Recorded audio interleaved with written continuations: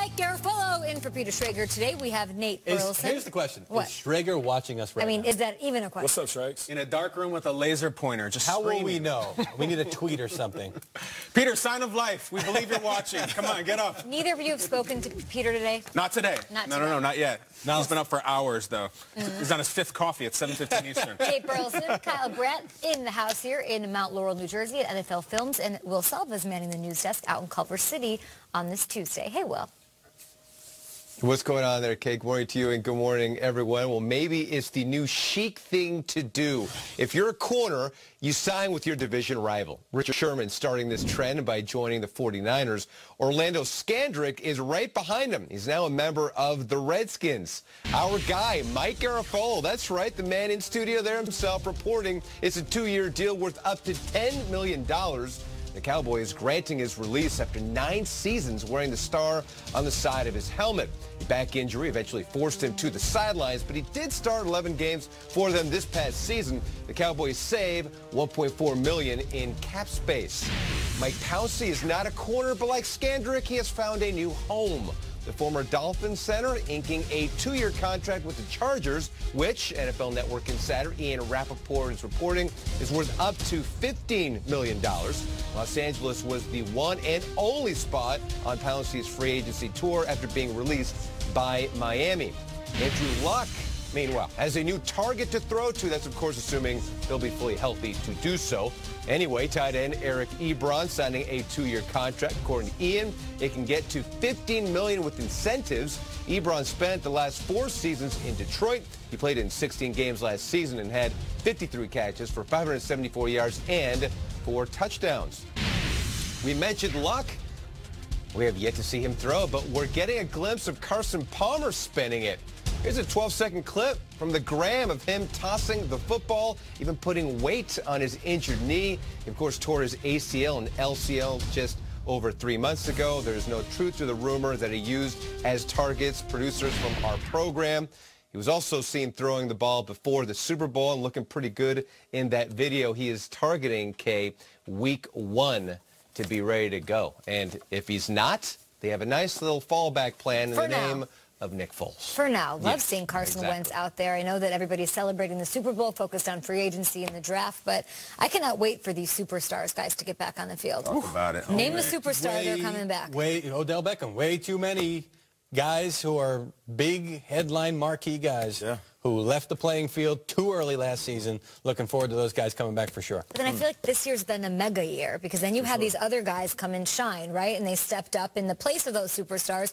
They developed a rapport and chemistry with their quarterbacks and their offenses, their defenses, and now there's like double trouble for all of these teams because there's stars on stars. This isn't a unique season we've ever seen because the superstars are falling out of the sky. The new ones, I mean, Deshaun Watson. I want to see Julian Edelman. There's a million guys I want to see. That was my argument for the Patriots. Everybody said, oh, they're not doing enough in free agency. Well, they get Edelman back. That's almost like an addition for them. You're right. Assuming he is going to be close to top form, and the way that guy rehabs, everything I understand is that he has been coming along. And you're injured early enough. It was in August that you've had almost a full calendar year when you come back to training camp. I can't wait to see David Johnson. I can't wait. Who? Your former teammate, Joe Thomas. 73. He has made the Pro Bowl in each of his first 10 seasons in the league, each of his 10 seasons now that he retired, never missing a single snap with the Browns. And nearly midway through the 11th season, that streak snapped, and along with his triceps, the 33-year-old officially announced his retirement yesterday. Here is some of what he said. Well, I think so. That was the Michael Scott roast from The Office, where he just goes around, boom, roasted, boom, roasted. He just went around the whole way. And listen, what's he supposed to do?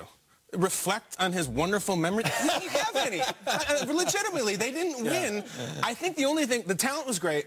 I think the production was a little lacking. Like, I think he needed, I think he needed, or a little drummer. Like, Ray Farmer texting you suspended.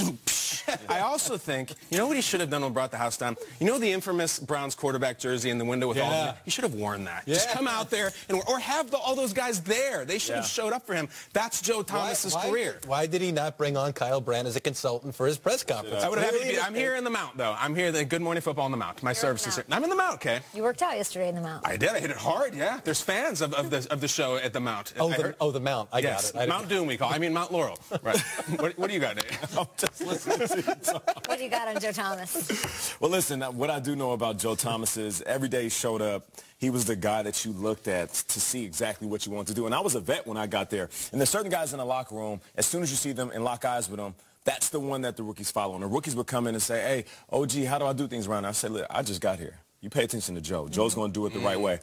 And what I do love about the way he's walking away from the game is that's just it. He's walking away from the game. Easily could have kept playing. He turned down some big money $13 million to retire. yes. $13 million. And that doesn't happen. In a day and age where players are selfishly seeking that next dollar, and players will openly say, you're going to have to kick me out, drag me out, push me out the back door because I'm going to steal every single dollar that you're willing to give me. And Joe said, I don't need the money. Well, think about the position he could have put the Browns in now.